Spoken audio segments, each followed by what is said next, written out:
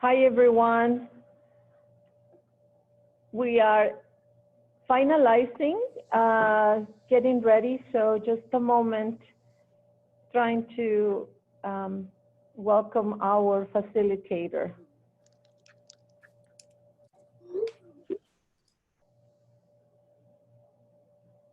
Hi, Perla. Go ahead. Can you hear me? Hello? Yes, we can. I could hear you. You can hear me. Okay, wonderful. Welcome, everyone. Good evening. My name is Perla Rodriguez, and I'm a communications consultant on behalf of the Alum Union School District. And it's my pleasure to welcome all of you tonight to the COVID-19 and school reopening town hall meeting. We're going to be sharing tonight the latest information that we have on COVID-19. And we are going to talk about the reopening of schools in the fall in the greatest detail that we can. Tonight will be about sharing information, about sharing our planning process, and certainly it will be about listening to your comments and your feedback as well. And so we are going to queue up the PowerPoint here. Let's see. All right, it's coming up in just a moment. And in the meantime, I do want to mention that we already have 483 participants tonight. Thank you so much for being here. Your input as parents, staff, and community has been tremendous and valuable. Thank you for your participation in surveys, in previous town hall meetings, and all the various ways that we have been gathering information over the course of the last several weeks. So thank you very much. We will pull up the PowerPoint just momentarily. Thank you for your patience. Here we go. Let's see. I would like to mention also as we get started that we hope that all of you, your families, are healthy and safe wherever you find yourself tonight. And we want you to know that the information that is being presented tonight has been prepared by many very caring educators who just want to make sure that our children, our families, and our staff and community are safe. This is a very difficult time for everyone. We recognize that. These are challenging times, unprecedented times, and we thank you for your patience and your support as we work through these challenges. With that, I'm going to turn it over to Dr. Bauer to say some welcoming words, and then I'll go through the agenda. So Dr. Bauer, thank you. So hello, everybody. Thank you so much for being here with us. I'm going to speak very briefly to frame the way we put together this presentation and this proposal. The number one concern that we all had was safety first. So I want everybody to make sure that all the decisions, all the conversations, the number one variable was making sure that students, staff, and our community at large were safe. The second one, just equally important, is to provide a very high quality instruction and learning for all students. So as you listen to the presentation, and I want to encourage you to pay attention to the different parts of this presentation. I know that we are eager to find out, so how is this going to happen? I want you to remember to please look at the information that will guide you to the decision-making process. I think that having a good context of how we arrived to this particular model will allow you to have questions that are that will be very helpful for us today as we record them and as we capture them to be able to respond some of them tonight, if we can. And if not, it will give us kind of the blueprint to move on into the next steps for this process. And I wanted to also highlight that we want to make sure that we're responsive to the needs of our community. And as you can imagine, our needs are very diverse. So, you know, earlier on, a little bit ago, when we were in the middle of the Spanish town hall, we had about 320 something participants, and all of them had very diverse needs. So I am certain now that we're at 550 participants in English, the variety of needs is going to be reflected in the chat. So please bear with us. We are trying our best. Please listen to the process of how this unfolded. It follow a specific process. I'm asking you very respectfully to just kind of listen to the presentation as you think in terms of the questions that you will have. Thank you. Thank you, Dr. Bauer. I'm going to ask the person who's moving our slide to go back to the agenda for me, please. I'd like to walk through the agenda tonight and the order of what we'll be discussing tonight. So we need to scroll back here. Can you scroll back? Thank you. I think you should be on slide 3. Thank you. And if your computer is, if you can make sure your phone is muted, that would be really helpful. Thank you, everyone. So here's the agenda for tonight. We're going to talk about the school reopening process. What does that look like, and how has the district come together to create a process that makes sense given all the information that we have currently? We're going to share with you some data as well that shows some of the parent feedback that we've gotten. Not all of it, but some of that we've received, and we'll be sharing that with you. We'll then be discussing a reopening plan. One of our staff members will show you several models that were developed and were studied. And after going through these various models, they will present the chosen model for fall. And so I'd like for you to very much listen closely to that presentation.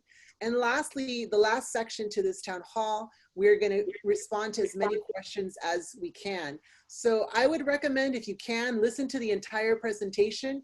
And once you've heard it, feel free to ask your questions via chat, and I will be scrolling through them and asking as many as we can of Dr. Bauer and other members of the team who are presenting this evening. So thank you very much. And with that, I'm going to introduce Renee Sanchez, Academic Services, who will be talking about, again, the first part of this presentation. Renee, thank you for being with us tonight. Thank you. Welcome, everybody. Thank you for joining us. I know that we have a lot of individuals that have joined us, and I want to thank everybody for that. I know that this is very important, and I just wanted to share a little bit about what we've done in preparing for the reopening of our schools. 3 things that we ended up doing were creating 3 different teams to really look at what is best for our students, for our staff, and for our community. The first group was a task force who was charged with developing a survey to ask our families, ask our students, ask our teachers how they felt about coming back to school, what things were working, what things didn't work, what makes sense moving forward. The next group was an instructional task force that was charged with designing and outlining what different scenarios could look like as students came back to school. And the last task force was the logistics group that looked at the different instructional plans and looked at the feasibility of being able to implement those plans, taking into consideration California County Public Health recommendations, the Department of Education, and also the consultation from our Santa Clara County Office of Ed. We also held 3 virtual town hall meetings to gather input from our community stakeholders. We did our due diligence in putting out information in ways that parents could be part of the surveys as well as take part in those task force. We put out information through Facebook. We put out information through Parent Square.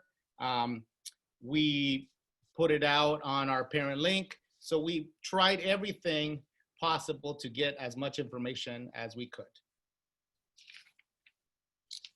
the other thing that we did was really look at the data around COVID-19 here in the Santa Clara County Office of Ed. If we could go back a couple of slides. Right, yes, right there. So in our area codes, in the Alum Rock School District, we had a significant number of cases of COVID-19. We've also looked at the fact that over 21,000 students in California have tested positive for COVID-19, and these are students ages or children ranging from ages 0 to 17. And as you have seen the latest news in the Santa Clara County, we've had a huge surge, a huge spike in COVID-19 cases in the area. So these are things that we have considered as we look at making decisions about reopening our schools. I will ask for my colleague to share some of the following slides. Ms. Perla. Yes, thank you so much. Our next presenter, are you there? Yes, I am. Thank you, Brittany. Brittany is joining us to talk about the parent survey. Thank you for joining us, Brittany. Thanks. So we sent out a survey to our 3 stakeholder groups: staff, parents, guardians, and students. We had about 80% of the staff respond, as 20% of the families, and 803 of our 3rd through 8th graders. This survey was opened the end of May through the beginning of June. And just to provide context to the data, this was when the infection rates were at its lowest. And we have put the survey data all in its entirety on our website under the distance learning tab. So the first data point that I'm going to show you is we asked of all 3, of staff and parents, if they were a vulnerable population or if they have a vulnerable population living with them. As you can see, almost 49% of our staff replied yes, they are either vulnerable themselves or they are living with someone in our vulnerable populations. And along with that, same question to our parent and guardian group, 61.5% responded yes. And then this slide shows that we asked the question of our parent guardian group if schools were allowed to reopen, but with restrictions on the students who were allowed on campus, would they support a plan that prioritized in-person instruction? And you can see from this that all but 9% were supportive of that. And then the last data point that I'm going to show you is we had students, parent, guardians, and then just the teacher section of the staff. We asked them to rank their first choice given between 3 to 5 days on campus, 1 to 2 days on campus, or entirely online.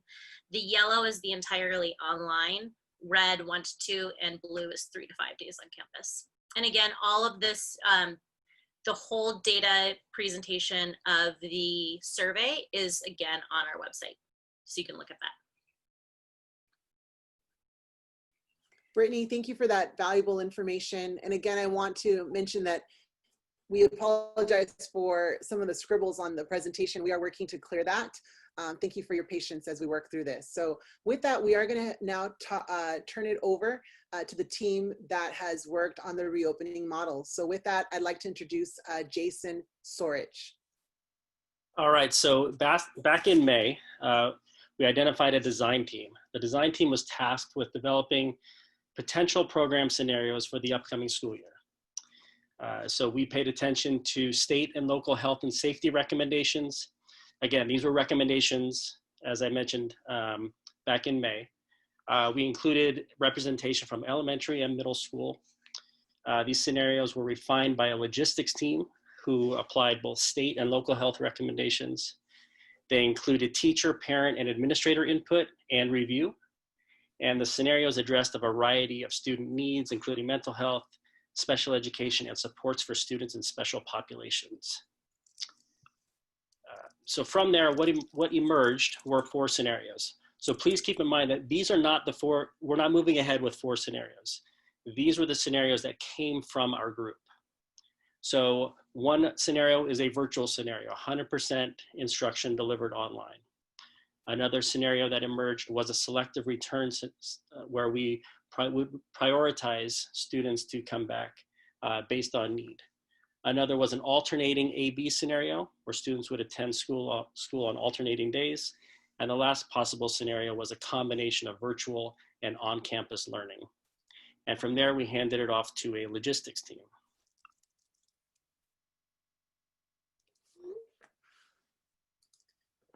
So the logistics team will be talking about further work that was done in terms of looking at this process. How would reopening look like, and what would the logistics be needed to support the various different reopening models? Thank you, Jason. And now I'd like to introduce Vince Iwasaki. Are you there, Vince? Can you hear us?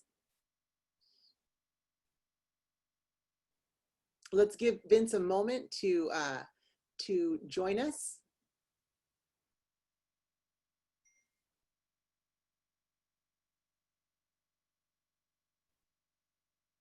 Thank you for your patience. Vince, we still can't hear you. If you can please unmute yourself and start from the very beginning. We still cannot hear you. Thank you for your patience, everyone. I know that it's late in the evening and these technical challenges are something that we continue to work through. So Vince, we still are hoping that you can unmute yourself.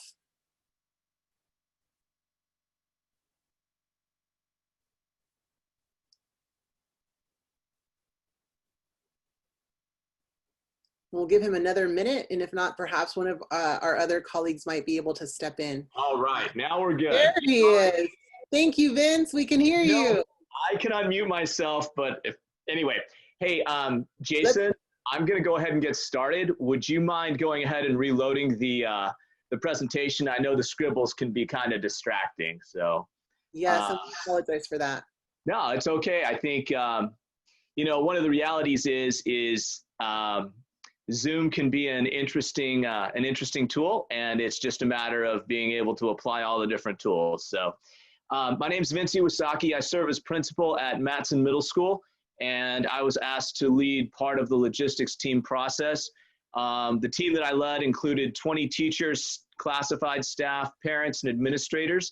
It also included a senior manager from each of the operations groups at the district office. Now, we received the models from Jason's team, from Jason and Sandra's team, and when those models were built, they did not have the state and county guidance and orders. That state guidance and those county orders did not come out until 1 or 2 days before they were to deliver their models. And the goal with their models was that they were trying to figure out, let's start thinking through this process and get ahead of the game. So the first thing that we did was we reviewed the state and county guidance and orders.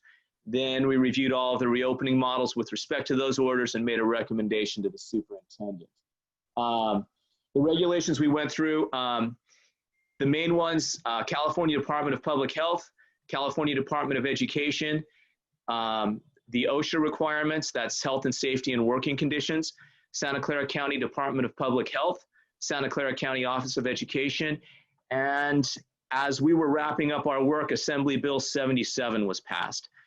Now, the information from the California Department of Public Health, the Department of Education, and the Santa Clara County Office of Education, the bulk of that information were what they call guidance, which means we had some flexibility with what we could do. The OSHA requirements are not requirements. Those are not guidance. Those are directives. The Santa Clara County Department of Health are not guidance. Those are directives. These are you must. And Assembly Bill 77 is not guidance. It is actually state law. And so each of those things got weighed a little bit differently. Jason, can you go to the next screen, please? Thanks. Actually, can you go back for 1 second, Jason? Thanks. So a lot of you are thinking, okay, well, what did some of these things say? And some of the things that got said with respect to these, the directives from the county health department talked about requiring 6 feet of social distancing in the classroom. It talked about limiting class size to 12 students, saying that students have to remain in the same groups for a minimum of 3 weeks with no mixing. It said that at the time that teachers could not serve more than one group of students at a time. It talked about if a student in a group tests positive for COVID-19, that all students and that teacher would be quarantined for 14 days. If a student displayed COVID-19 symptoms, that student was to be sent to the office, the room vacated until the room had been disinfected. It has requirements about cleaning, sanitizing, and disinfecting, and requirements about PPE requirements. Our maintenance, our food service and nursing teams took this information and have developed procedures to reopen our schools safely. Okay, Jason. If you can take me to the next slide. Thanks. In terms of how we selected from among the models, we were directed by the superintendent to identify the best model of instruction that prioritized community safety. So our key considerations were that most, as we looked at the surveys, most families, students, and staff want to return to school. We understand that. In the same survey, we found that 62% of families report having a vulnerable population at home. That means someone who is really susceptible to bad side effects from COVID-19. We found that 49% of staff report having a vulnerable population at home. From the regulations, we understood that social distancing requirements really limited the number of students we could have per class. We also took into consideration the impact that COVID-19 has had on the Alum Rock community. In Santa Clara County, the Alum Rock community is the highest impacted community in the entire county. It is our hospital, regional medical center, that became overwhelmed during the initial crisis. We also took into consideration the distance learning requirements that are outlined in AB 77 and our ability to design a distance learning plan that would serve students well. Finally, we spent a lot of time thinking about which students are going to be least served by distance learning. Jason, go ahead.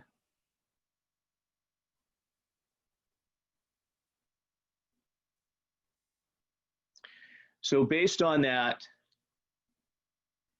even though a lot of folks want to come back to school, and by the way, the highest percent of the population with the highest percent that wanted to come back to school was our students. Our students, by a wide margin, said, we want to come back to school.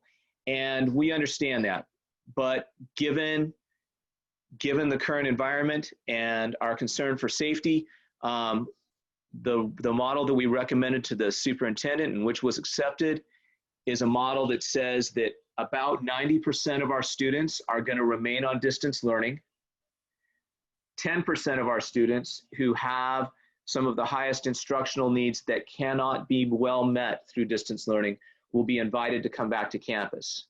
Now, if your child is in that group of students invited to return to campus and you don't feel comfortable with them returning to campus, they can also participate in distance learning instead. So the students that we've determined will have the most struggles in distance learning are going to be homeless students and foster youth. For homeless students particularly, this is difficult because they don't necessarily have a place to do distance learning. The second group is students with disabilities that are in an SDC class. That's a special day class, which means their level of service is exceptionally high, and it is difficult to provide that level of service through distance learning. The next group is newcomers, students who are recently arrived and who have very little fluency in English. The last group is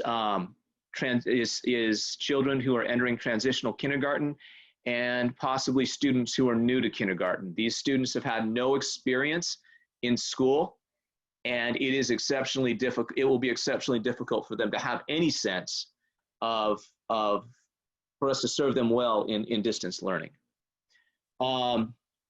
This is kind of what we're looking at. This is what we're looking at for phase 1.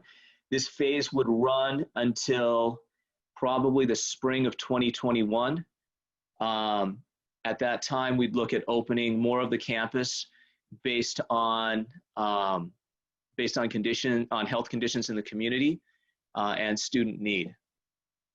Jason, can you go to the next slide?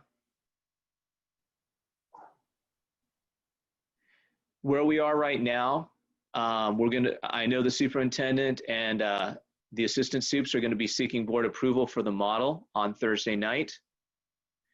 We are looking to notify families with students that are going to be invited back to campus, and we're looking to have a schedule update by August 1st. A small team right now is revising the selective return model.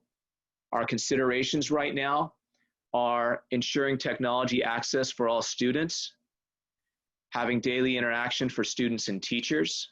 Sorry, for the distance learning, piece, well, for all of this, but for the distance learning piece, ensuring that we've got daily interaction for students and teachers, that there's a consistent schedule for students, that teachers have adequate planning and collaboration time, and that they've got good professional development.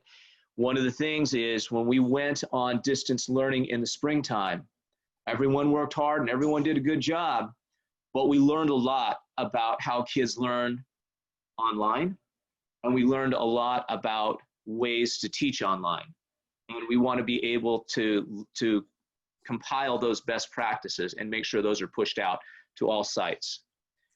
Another consideration is regular communication of student performance with parents.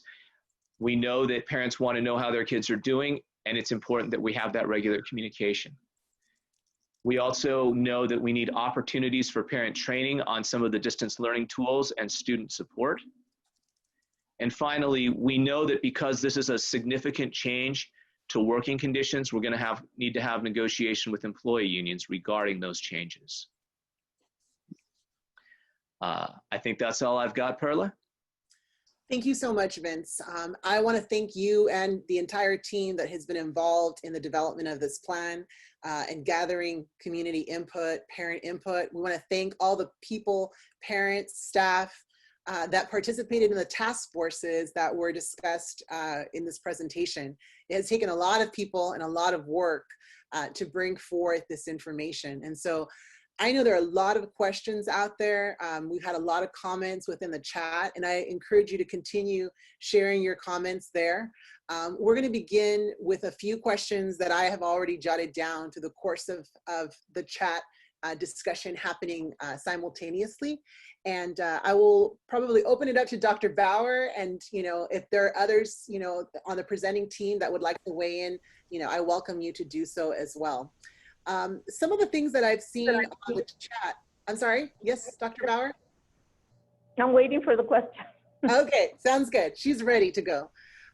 Some of the folks have been asking whether these recommendations have already taken into consideration the recommendations by the Santa Clara County Office of Education that were released last week. Someone asked about that, and I thought it would be important to ask you. This has been a very fluid situation. Things change from one day to the next, right? And so July 13 is scheduled to have a new set of ordinances from the county. And so this is our best thinking as of July 7th. And I'm not sure that we can tell with certainty that this is going to be exactly what's going to happen in August 18. And I want to be very transparent with everybody out there, because if the contagion keeps creeping up and the county comes back and says, you can't do this, right, then we won't be able to. So I want to remind everyone that this is the best thinking given the information we had as of today. And it will be presented to the board for consideration with a number of contingency clauses, if you will, right? Then the number one is all this plan is good only if the contagion stabilizes and we are able to provide the social distancing requirements from the county. As you know, they stopped talking about phases. When we administered the survey as incomplete and, as not strong as people might think, it was the best thinking at the time, and people were very positive about it, right? Right now, I'm certain the data is going to be changed as reflected by some of the comments in the chat. And believe it or not, we print the comments in the chat because we do value your opinion and your voice.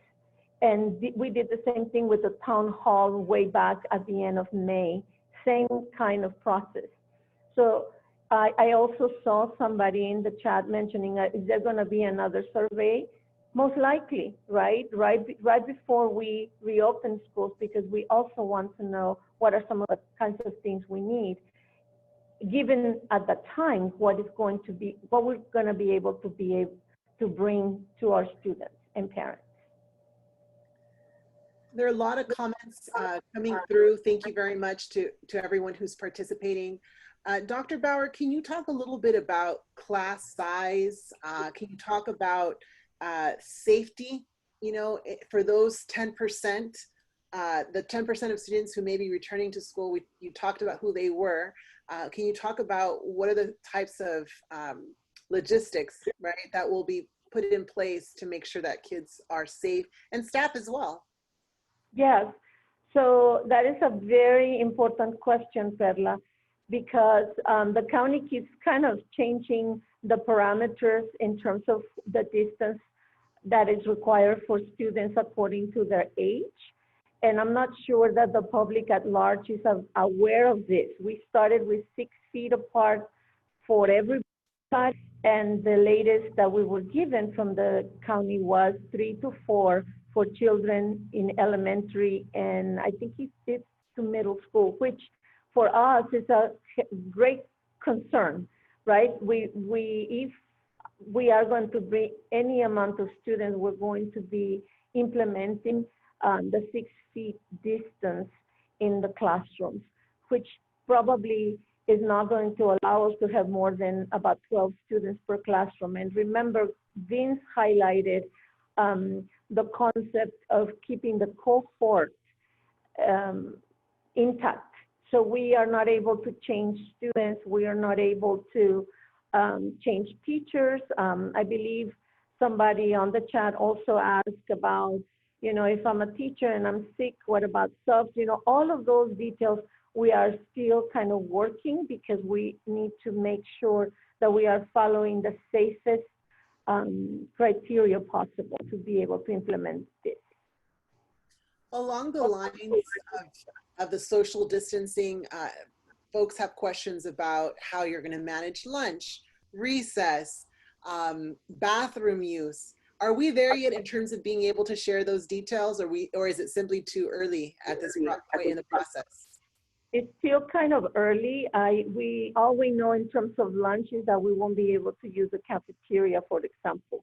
So because students need to be in a specific cohort, most likely lunch will be served in the classroom. That's the best answer. That's the information that I have. In terms of recess and things like that, most likely won't be able to happen because students cannot be interacting with each other. During the Spanish town hall, somebody asked if we're gonna be able to bring more adults to be able to help supervise social distancing. And the answer is yes, but we still don't know what we mean by that. We obviously need more supervision to make sure students are not interacting. And I wanna remind everybody that the number of students that we will be able to bring, if possible, right? We have to consider, once we offer to a certain group, your child is invited to come for face-to-face interaction, we also have to consider parents who say, no, thank you, because parents have the ultimate say on whether or not they want their students to be in face-to-face. For TK and kinders who have never been to school, we are planning specific intervention to work with the families to be able to welcome very young students, following all these distance learning protocols, to be able to prepare them to set up, whether in class or at home, environments that allow them to participate in school. Dr. Bauer, I want to repeat something. The 10% of the students who will be invited to come to class face-to-face, those are foster youth, those are homeless youth, students who maybe special education, because people have actually made several comments about that. Also, English language learners who've maybe just arrived, and you mentioned the youngest of the students. Can you talk a little bit about special education and how the district will continue to support the learning needs of those students? Thank you, Perla. Absolutely. Remember, special ed students have an IEP that we must follow. And so all the services and all of the requirements with the IEP need to be followed, need to be honored. Nothing is going to happen without a parent consent. And the only thing that I can make sure that everybody who has a student with an IEP is that that IEP is going to be honored. There have been a number of questions around cleanliness and how the district will maintain, the cleanliness of the facilities as this process unfolds of face-to-face learning.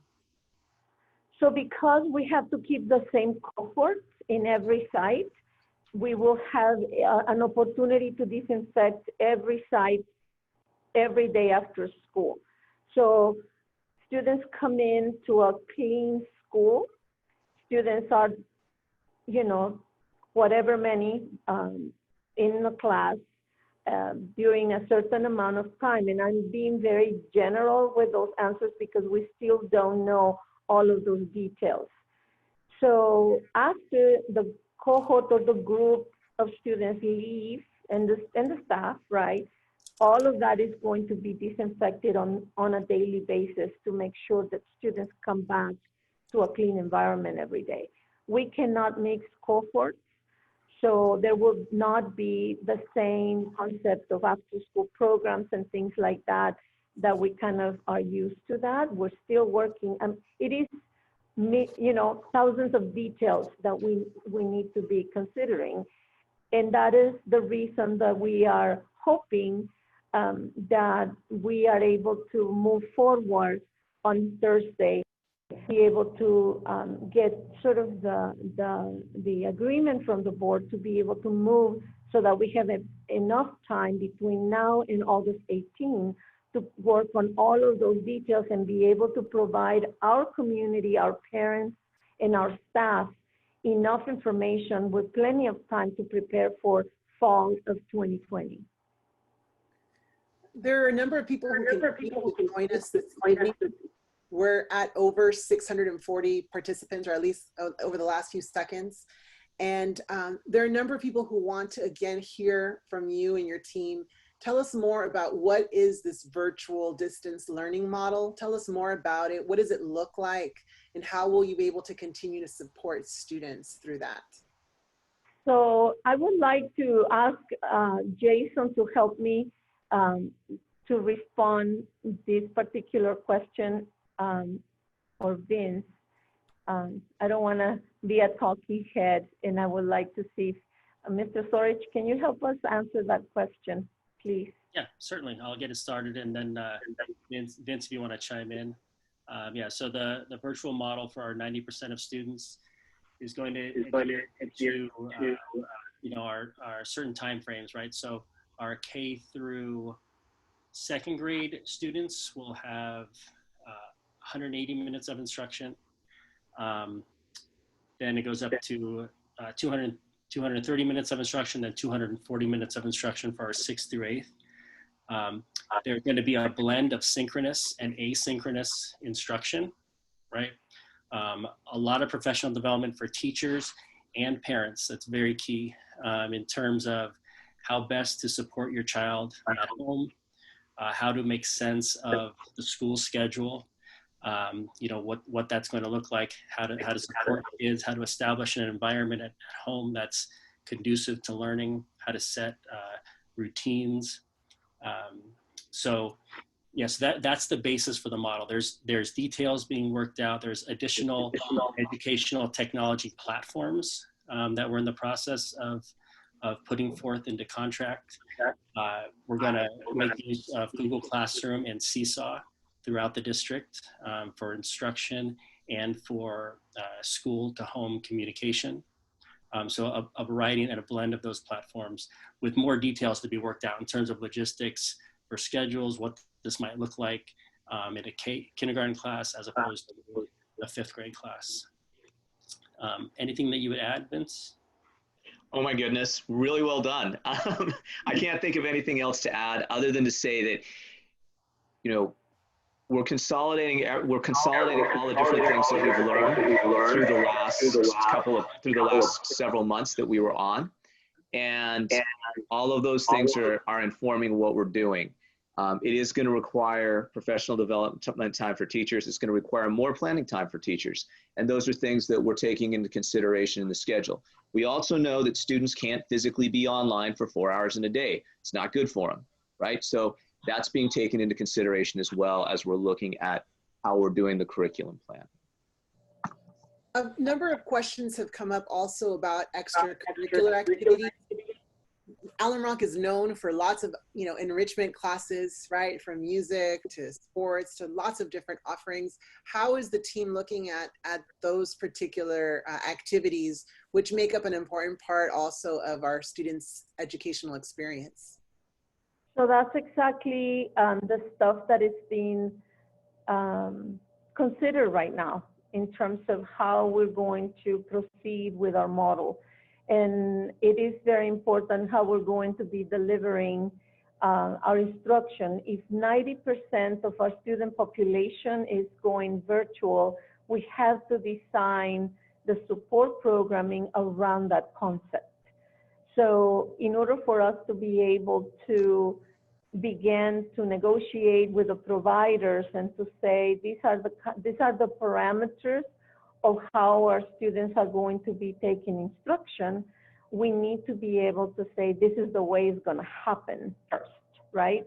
And around that, we are planning to have this, the same partners that we have in the past, but we need to negotiate with them the parameters on how the support is going to be provided. And we're seeking, you know, that's the reason that we need to have a model to present and be able to provide those parameters to our partners. Thank you. There have been a number of questions or comments earlier in the chat, because the comments continue to trickle in around the issue of childcare and whether the district is working with partners to identify childcare support for those parents who are working. There are a lot of parents who are working and not working from home. Yeah, so we are not licensed to provide childcare. So I want to be very clear, you know, sometimes people get a little bit confused with that because there are districts that are licensed to provide childcare. Alum Rock is not, and we rely on our partners to be able to do that. And we provide the information to be able to connect with those partners.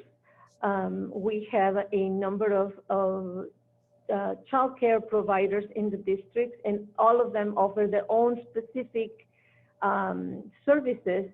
And our role is primarily to connect parents to that information.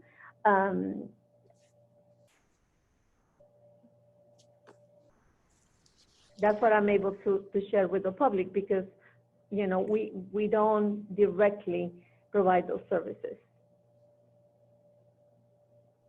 In the previous town hall that we had earlier, someone asked whether if they did not want their child, let's say they're part of the 10%, a special needs student, whatever their special circumstances are, if a parent wants to keep their child at home because they feel that's the safest approach, can you reiterate, you know, the district's response on that? I think that's really important. Mm-hmm. So, I'm sorry, I get a little distracted with the chat, Perla, and help me repeat the question, because I also want to answer some questions about special ed and the model.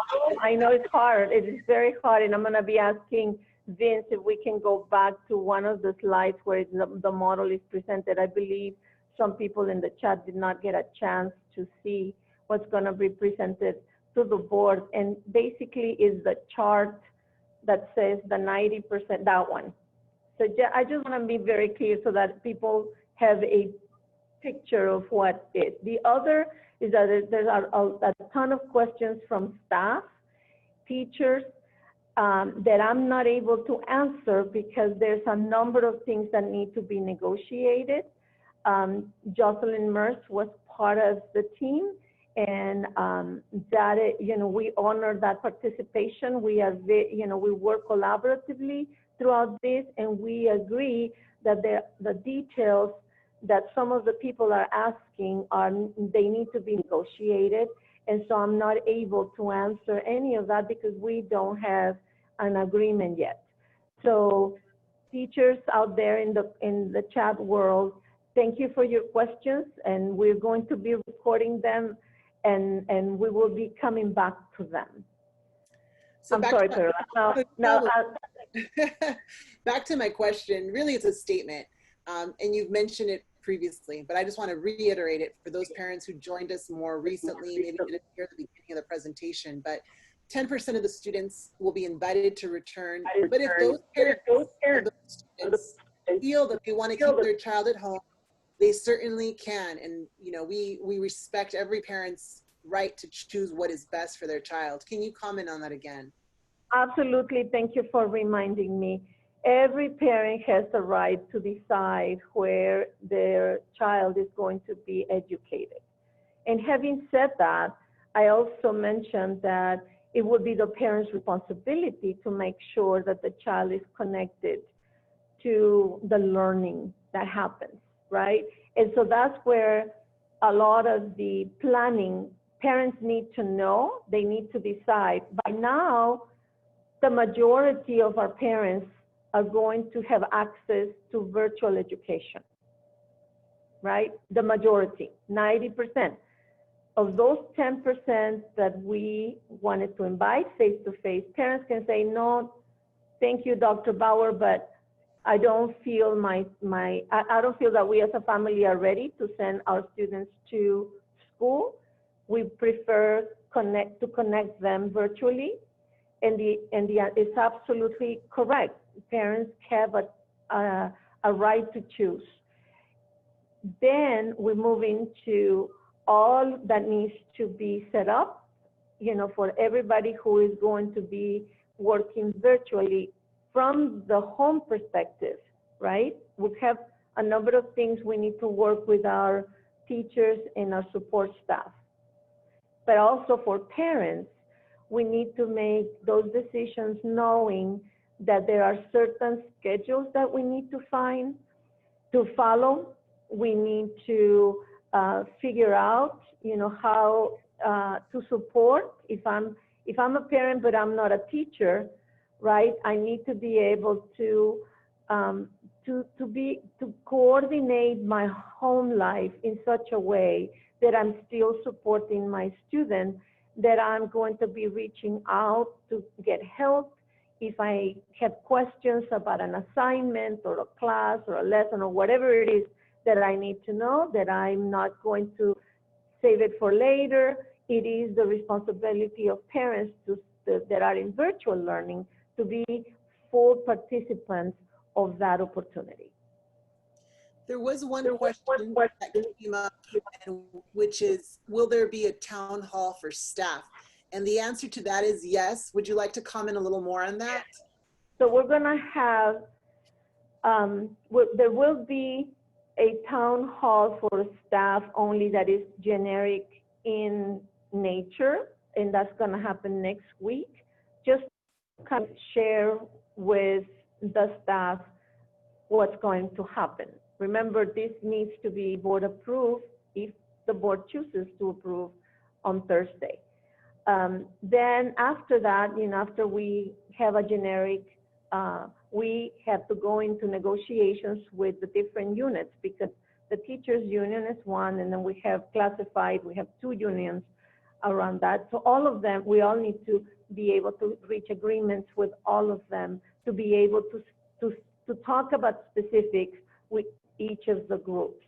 So that's kind of for staff. For parents, parents are going to be also invited to another town hall once some of these decisions are made, to be able to get the specifics of the model, all of the parameters that need to be clarified.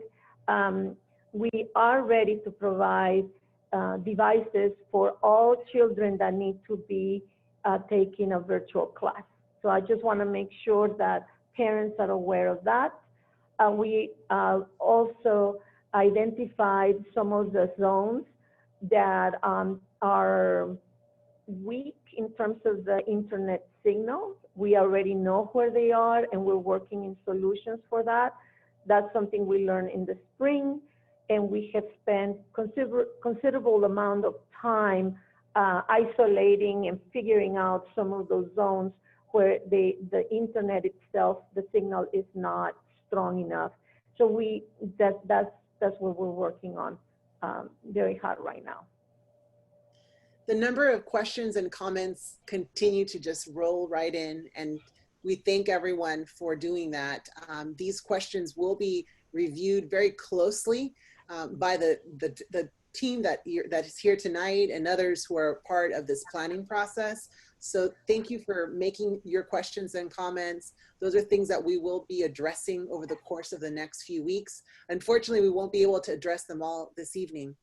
I do want to ask another question. It's a theme that I've seen also through the course of the chat, which is, how do we provide children social, emotional support? Is there any way to facilitate interaction with other students? Because for kids, that is something that is very important to their development, and parents are concerned about that. I know as a parent, I can relate. Yeah, thank you for the question. So our Student Services Department and our Socio-Emotional Learning Department, and we are very happy that we have been able to sustain those resources for parents.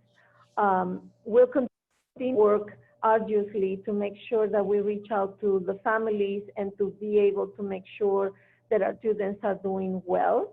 For those of you who were enrolled in Alum Rock in the spring, all parents received a call from somebody in Alum Rock to make sure, checking to see how things were going. And we continue to do that. As a result of some of those phone calls and some of those connections with our community, we were able to provide, in some cases, emergency services to some of our families, and we're very pleased that we have been able to do that. Every case is different. I think that what I can say is that we're also working with the curriculum department, with the SEL department, to integrate some part of emotional learning into the curriculum, so that we are able to address some of those concerns that parents have when a child says, I don't want to be in Zoom, or I'm tired, or I'm bored. Kids are going to be kids, and some of the behaviors they exhibit in the classroom, you're going to see some of those at home, and you probably have seen them already, and you're like, is this something that is supposed to be happening? And because you see your child in a different way when they are learning. And so things like that, we are looking into the ways that we're going to be addressing some of those needs as we move forward. I would like to ask a question that again reflects some of the dialogue that I'm seeing on the chat. Many of us are parents to multiple children. I have 3 kids, 3 small ones. And so how might the district, one, be addressing the larger families and, you know, the scheduling of classes and things? And then the other thing, how can you help us parents who are struggling with this? I know I have so much more respect, even more respect for my kids' teachers, you know, through this COVID-19 pandemic, because it is very hard work. It's not easy, and I don't have the training, right, to be a good teacher to my kids. So tell us a little bit more about that parent support, because I know I need it, and I'm sure there are many others who need it as well. We are providing for every family that needs devices. Every student has its own device. So the myth, you know, when we are ready to do that. And so that allows, you know, the different age groups to be able to use their own device. It's still going to be challenging because it's a matter of scheduling, especially if you have a couple of students in early learning, right, that are not very far apart. You know, that's just going to be something that happens, right? So again, that goes back when we're talking about schedules and how we're going to schedule the days and the different classes. All of those things need to be negotiated with our teachers to be able to finalize what that's going to look like. Again, that is the reason that we are looking forward to support a program that is not perfect. It's not perfect, but I don't think that any of us or any district in our county or in our nation is going to be able to provide a perfect program for every single family. It's the best thought that we have been able to bring to our community. We hear, you know, the concerns, and I feel and I totally understand that this is very challenging. It's challenging for parents, and it's challenging for staff also. So we need to work together. We have to work together to be able to address, and parents need to know that we do have support via trainings to be able to schedule, you know, things around the house that make sense for a family with multiple students, you know, how to be able to address some of these challenges. Thank you, Dr. Bauer. I want to once again reiterate to some of the comments on the chat that yes, there will be a town hall meeting for staff where you can have questions that impact staff be addressed within that forum. So we won't be addressing all those questions now. Dr. Bauer, can you tell us a little bit more about the next few steps? I think that a lot of questions are coming up about the board meeting that's coming up in the next few days. So could we talk about next steps, and maybe we could have more questions around that as you talk about next steps? So everybody's welcome to participate, to be part of the board meeting. There's a public comment section in the meeting where people can bring their opinions. We are looking forward to the board consideration of the plan. The sooner we decide which way to go, the faster we're going to have answers for these very challenging questions. There is no doubt that no matter which way we present, somebody is going to say, I have a better way to say it, I have a better way to do it, and totally for that. We do need to come together as a community. We have to, for the sake of our students, for the sake of their learning, we have to come together, and we have to join forces, if you will, because they're watching us. They're watching, they're seeing how we deal with this challenge. Part of our students and our children socio-emotional development is what they see in us as adults, right? So if we are able to reassure them that all of these adults are working to make sure they're safe, that sometimes the kinds of decisions might not be comfortable, right? Because sometimes it is not comfortable to be home all the time. Kids want to go out and want to go play and they want to meet their friends and all of those things. Adults have the same challenge, right? We have a spike in cases. We want to make sure that nobody goes home sick. That is the number one goal of this. We are offering face-to-face, just kind of, I'm highlighting and repeating what Vince said, right? And we use our homeless population as an example of a group of students that don't have the environment to be able to learn, right? We want them to be safe. And there are homeless families that decide not to send their kids. We're going to honor that too, right? But I want us to come together, hold hands in some ways and say, let's all work together for our kids. Let's come to some agreements so that we can move forward. And to move forward so that people, all of those questions that are in the chat, we would be able to answer. We want to answer them in writing, you know, so that people can say, you said this, Dr. Bauer, right? But the only way for us to be able to do that is to decide which model we're going to follow so that we can go into the agreement so that we can provide the details. And we only have about a month and 1 week to do all of these things. So I encourage Alum Rock to come together. For the sake of our kids, we need to come together. We need to, I think that the differences and the concerns that you have presented in the chat is going to make our model stronger. As we try to find the answers, right? As we try to find the answers, those challenges in the chat, our model is going to be stronger because it's telling us, look for this, did you consider this, did you say, you know, we welcome that. And I want to thank you, Perla, because you told our audience this is a safe place, and it is a safe place. And people have different opinions.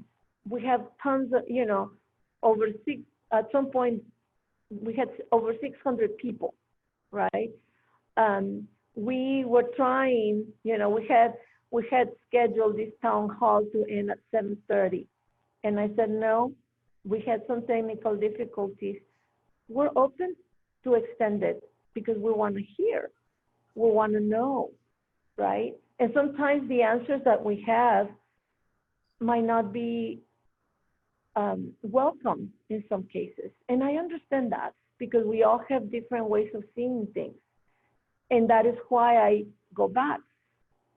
If you write a concern, if you write a question, I have the best team. I have the best team putting this thing together.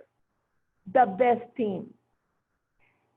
I am indebted to them. They have worked 24/7 to come together to figure out, you know, the best way to do this. And it was hard.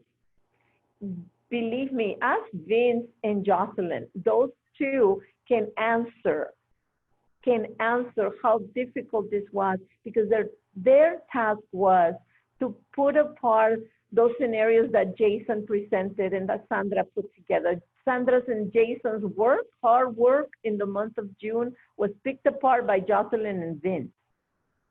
Just to kind of let you know. So we went back and forth, and this was the best that we could offer right now, right? Definitely, so, it's been a collaborative process with a lot of input, and it shows. I want to take a moment to remind people that the board meeting is happening this Thursday, July 9th. People have asked about it. The information is on the district website, where it always is.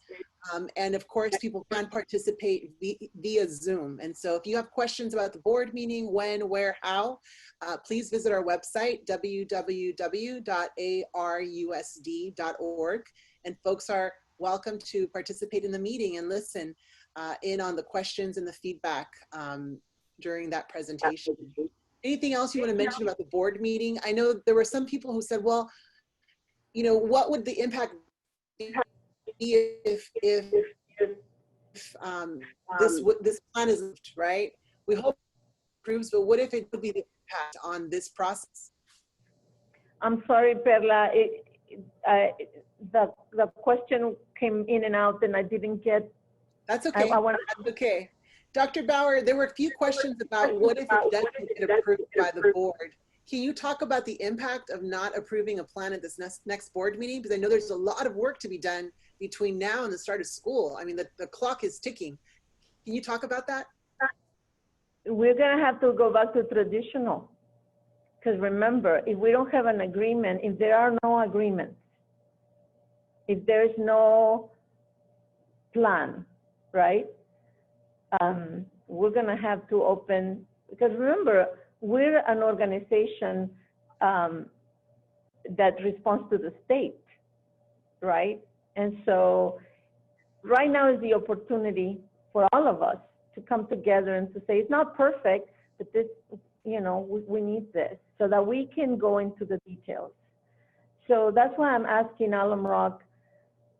I know that it's going to be difficult, and that's why I'm saying your questions, your concerns are going to be heard.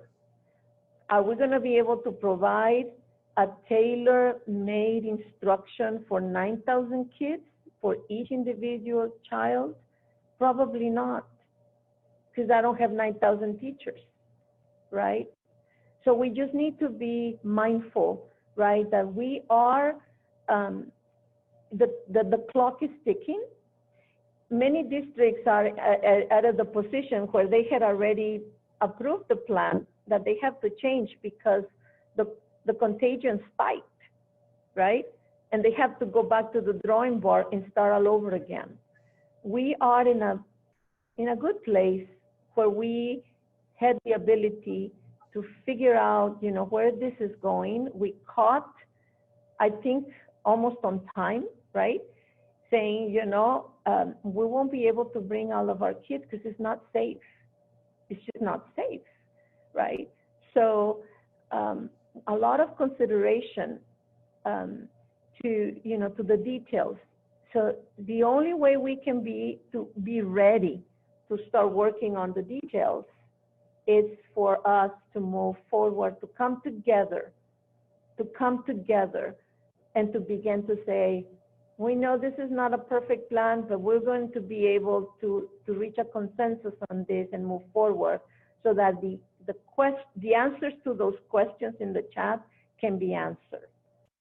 Otherwise, it's back to square one, and this poor team is probably going to say, hey, we need also time off. I need to remind, and this has nothing to do with me, but it has to do with my team that is an amazing team. They have worked 24/7. 24/7. And some of them have been working 24/7 since March 13. 24/7. No days off, nothing. So Alum Rock, let's come together. If you really meant, because I saw some of those chats too saying, thank you, team, and great work, team. If you really meant it, let's come together and move forward. Thank you, Dr. Bauer. Well, I want to once again, thank the entire Alum Rock team for their work in putting together this plan that is just, you know, the first of its kind. We're experiencing something that we've never gone through.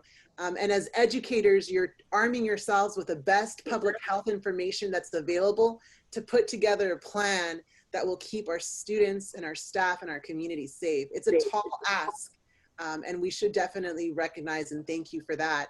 I want to thank all the parents and the staff members and community members who've been with us this evening, hundreds of you who are listening in because you care and because your child's education is so, so important to you, and because you care about their safety. We are all in this together, and I think that all of us can agree that we want our children to be safe, we want our teachers and our staff to be safe, and we all want to get through this COVID-19 pandemic. This is not anything that anyone is enjoying, and I know it weighs heavily on different people and in different ways, and we also recognize that. And I think the district is doing its very best to help those who are really the most vulnerable right now. And so thank you everyone for your time this evening. Thank you for your comments and your questions. They will be reviewed. They will be taken into consideration. The staff that's on this call and those behind the scenes who are not seeing today, they truly care, and they will be looking at those questions and looking at how they can address everyone's concerns. Once again, we want to thank you for participating and want to let you know that there will be future opportunities to weigh in on this process. We've talked about a survey. We've talked about a future town hall meeting. There's lots to come. This is just a preview of the hard work and planning process for the reopening. And we got to keep pushing each other forward as a community to get there. And so the start of school is around the corner. We don't have very much time. And so thank you for your support and your participation.